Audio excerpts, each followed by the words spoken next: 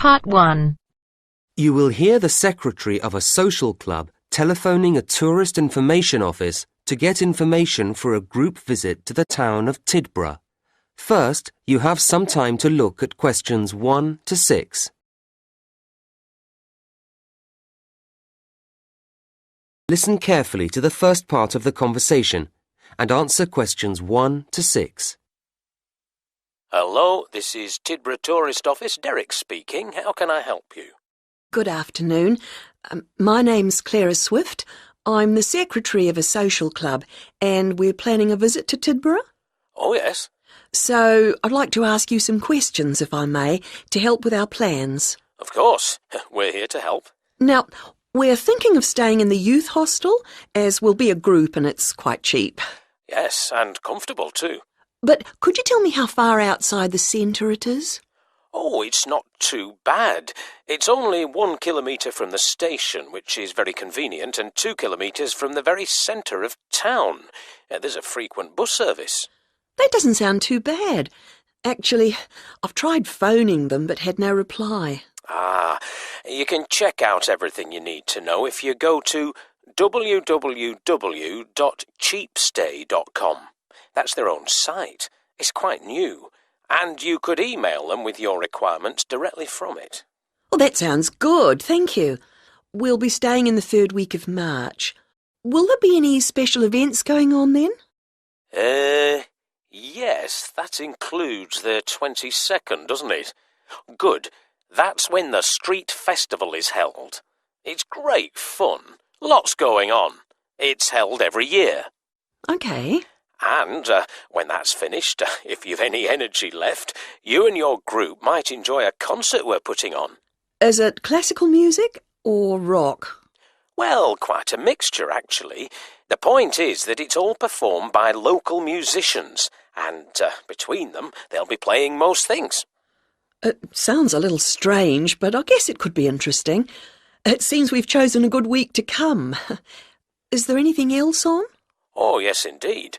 The City Museum, which was recently completely restored, often has interesting exhibitions.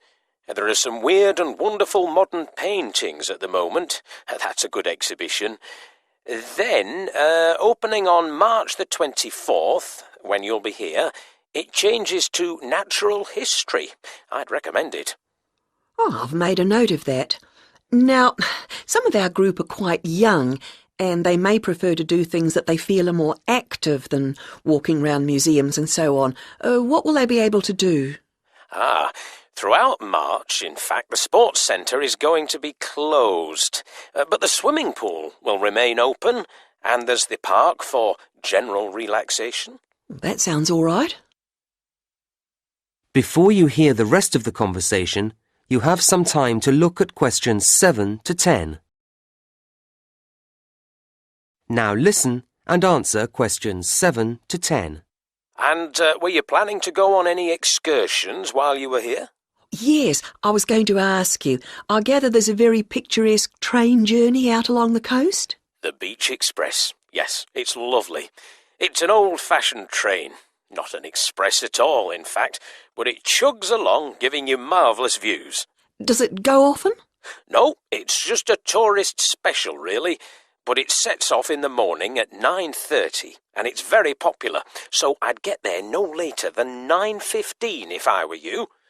The station opens at 9, so you can get a coffee or something while you wait. It sounds lovely. And for tickets? Well, as I say, it may be crowded at the station, so it's probably more convenient to get them beforehand from us at the tourist office. The youth hostel may sell them too. You'd have to check that. OK, I will, thanks. How much are tickets?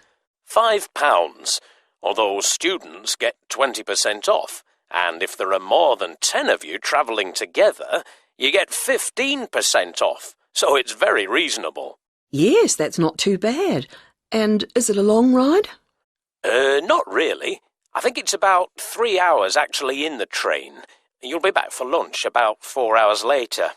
It stops twice for half an hour so you can stretch your legs, have a little stroll on one of the beaches. I see. Well, you've been very helpful. Thank you. Not at all. I hope you enjoy your visit. Contact us anytime. That is the end of part 1. You now have half a minute to check your answers. Now turns to part 2. Part 2. You will hear a director of Hawkins, a large department store, giving an introductory talk to a group of temporary staff on their first day at the company. First, you have some time to look at questions 11 to 13.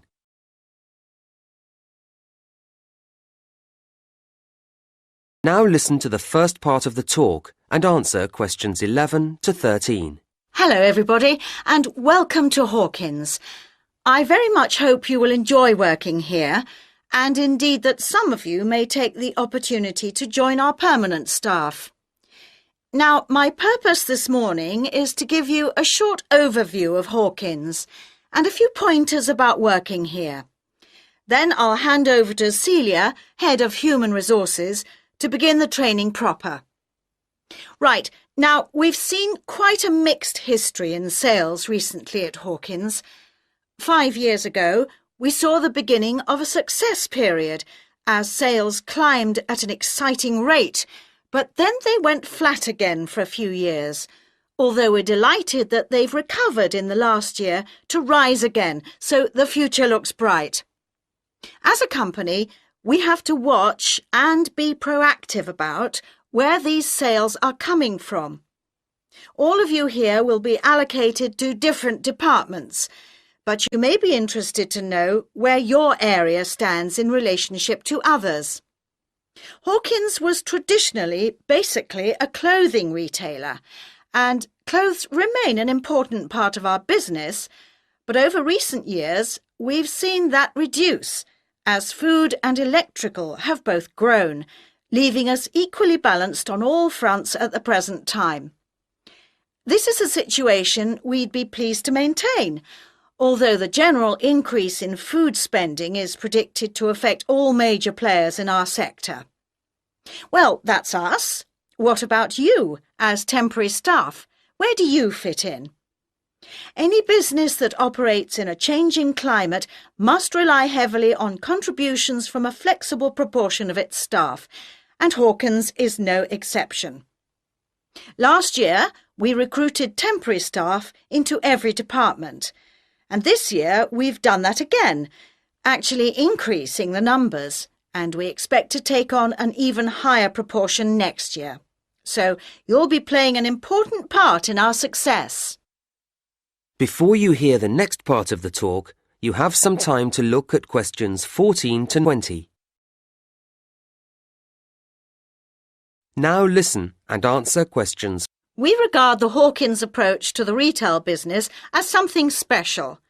Our mission statement, the guiding idea behind everything we do, is based on quality and is phrased creating value for customers.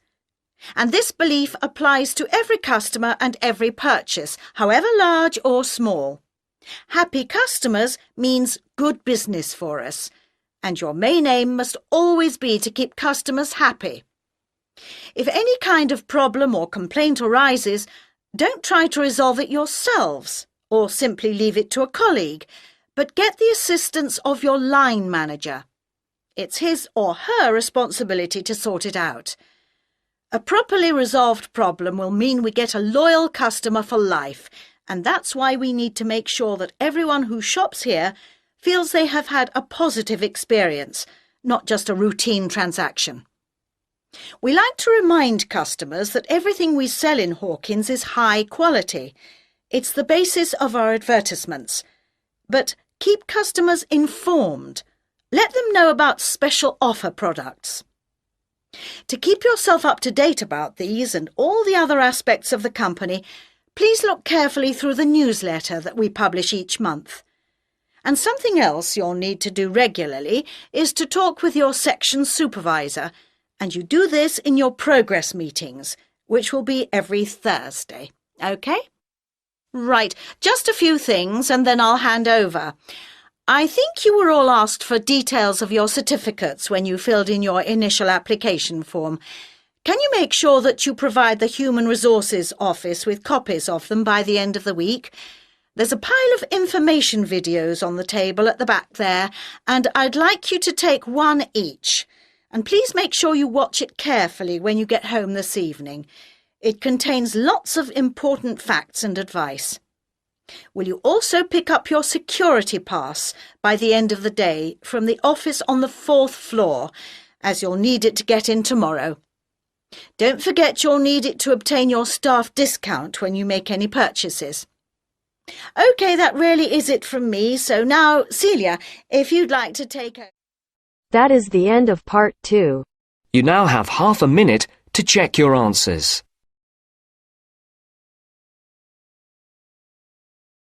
Now turns to part 3.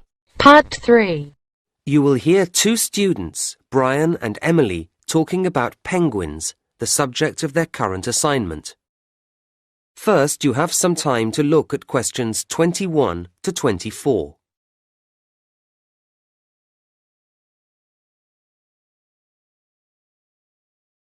Now listen to the first part of the conversation and answer questions 21 to 24. So, Brian, how have you been doing with your reading on penguins? Not too bad, Emily. And you? Yeah, OK.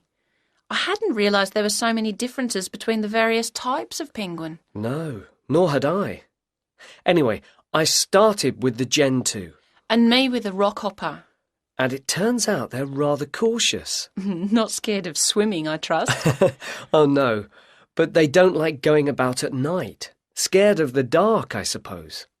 And if they're climbing over some rocky landscape, they'll only jump if they have to. And even then, they'll look carefully down and spend time deciding whether to or not. Is that common? I don't think so. The rockhopper will have a quick look if it's somewhere they haven't dropped down before, but they don't seem timid. In fact, they're pretty determined. And if they're trying to get up somewhere, they grip onto the stones with their slightly hooked bills, as well as their nails when the surface gets very steep. Nothing stops them. Interesting. Because the other type I looked into, the Magellanic, tend to stick to the beach rather than going inland. So you see them walking along with their flippers at their sides or a bit forward. If they come across something they haven't seen before, they cock their head first to one side, then the other, peering out of each eye in turn, as if they don't quite believe anything until they've double-checked it. And then, when they call to each other about anything, they arch their backs strangely first, before making a very loud noise indeed. Oh, because the king penguin stands very upright when it calls. And they have the longest flippers, which they hold towards the ground, as if they're worried about falling over. But it's quite dignified too. I think they're my favourite type. Uh-huh. Now you have some time to look at questions 25 to 30. Now listen to the next part of the conversation and answer questions 25 to 30. Anyway, there are some things that they all do the same, aren't there? Oh, yes. Eating fish, for example. Well, of course. But sleeping, say? Yes. Occasionally you might see one stretched out flat in the sun for a snooze. But normally you see them standing at night, even though they're sound asleep. It seems odd, doesn't it? And then they're all liable to get aggressive if they feel invaded, aren't they? Yeah, not quite so sweet then. And with the rockhopper... The one with the distinctive black and yellow feathers on its head. That's the one. If it gets annoyed about something, then the black feathers on the head point upwards and the yellow feathers stick out. It all makes it look bigger or tougher. I wonder how often they get annoyed. Well, I don't know about annoyed, but they've plenty to get frightened of. They've got predators in the water and on land, well, in the sky anyway. Oh, yes, the great skewer bird. It's after the eggs. So the penguins have to keep a careful watch for the skewer all the time, especially when they're nesting. They can spot the white patches in its wings, can't they, as one flies over? Yes, and then they sit very closely on the eggs to protect them. Not an easy life, really. No. So what else have we found out? Well, I was interested to see that although they nest individually, they always go into the sea together, in large numbers. Even though it might make them more obvious to predators. That's the price to pay for the best way to find food. It means a bigger catch from each trip. I see. I watched a video too, just showing them on the beach, and I was struck by how calm they seemed to be. I thought they might have looked frightened. Perhaps it's because there are so many of them. Maybe that gives them a sense of security. In fact, all the types have a social nature. I guess that's why we humans find them so fascinating to observe. I guess so. So, shall we start to put all our notes together? And then I think we ought to... That is the end of part 3. You now have half a minute to check your answers.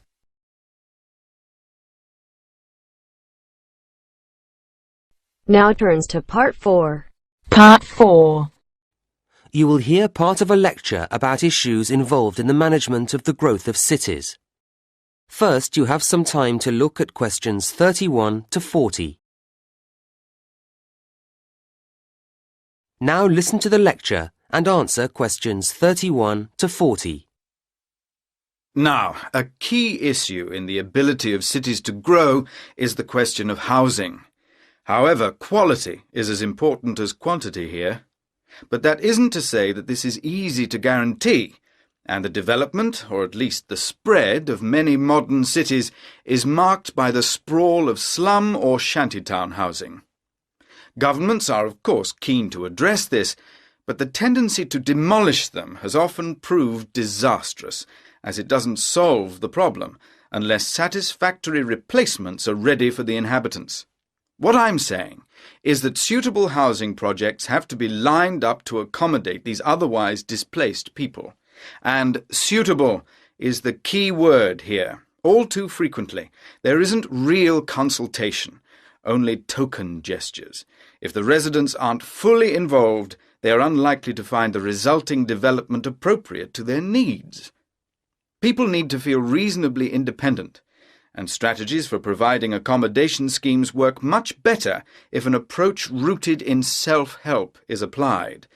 People value things more when they have been part of bringing them into being. At the same time, residents can't do everything for themselves, or not well enough anyway, and so governments need to accept that a number of services will always have to be laid on. These would include electricity and water and so on. From the other side, residents need to feel able to commit. Migrants are essential to the growth of cities, bringing rapid increases in population, skills, and income. But they need to have a sense of security, of long-term commitment to the city, if they are to invest money in building or buying houses. Developing this sense of commitment isn't straightforward, and it takes time. It's complex and involves several factors. People need to feel they belong, and unfortunately too many governments fail to appreciate that community values are a crucial component of that. Sadly, there are too many housing schemes which don't work. People drift away, or the whole place becomes crime-ridden. It's easy to be wise after the event, but it is worrying that a lot of housing is put up without analysis having been carried out to examine how much employment is going to be available for people. But I don't want to labour the negatives too hard.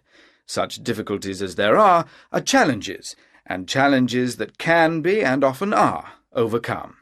And cities are, I believe, a good thing. Urbanisation, the process of developing cities and the societies that comprise them, may not be everyone's dream, but it has a huge impact on the economy, and also benefits each and every person's freedom. Furthermore, the sheer volume of people means that work can be differently distributed. In villages, people need to be multi-skilled in order to be autonomous, but in cities, you can see the evolution of a variety of specialist activities, and this means people live in a more sophisticated way. It's not only tangible phenomena. There are all sorts of other equally important benefits too. Residing in cities brings us face to face with many different ways of thinking or going about things, and this increases our degree of understanding, something which is hard to measure in scientific terms, but which surely makes better people of us all. Right, well, now I'd like to turn our attention to the suburbs. That is the end of part 4. You now have half a minute to check your answers.